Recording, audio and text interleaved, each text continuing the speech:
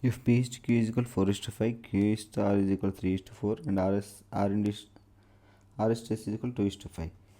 Then find the P is to S. మనకి ఇక్కడ 3 ratios ఇచ్చాడు. PQ ఫస్ట్ రిలేషన్ PQ మధ్య రిలేషన్షిప్ 4:5 అండ్ QR మధ్య relationship 3:4 and RS relationship with 2:5. మనం ఇప్పుడు PQRS కనుక్కున్న తర్వాత P is to S అనేది కనుక్కుందాం.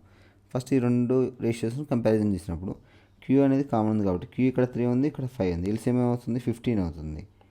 అంటే ఫస్ట్ రేషియోని మనం దేనితో మల్టిప్లై చేయాలి 3తో చేయాలి.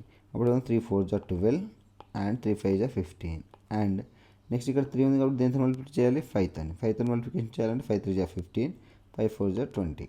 This is the only P is to Q is to R ratio. మనకి ఇక్కడ ఏముంది R is to S ratio కూడా ఉంది. R is to S, R ఎంత 2, S ఎంత 5, S ఈజ్ ఈక్వల్ టు 5. మనకు అప్పుడు రేషియోని కంపారిజన్ చేసేటప్పుడు ఇక్కడ R అనేది 20 ఉన్నది, ఇక్కడ R అనేది 2 ఉంది. కాబట్టి దీన్ని మనం 10తో మల్టిప్లికేషన్ చేస్తే అయిపోతుంది. 10 2 జా 20, 10 5 జా 50.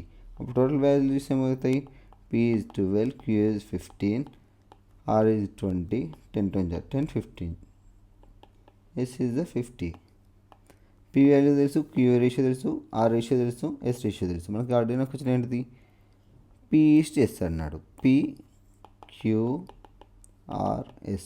P is to S ఎంత అప్పుడు P అనేది 12, S అనేది 50, 2 6 జా 225 జా.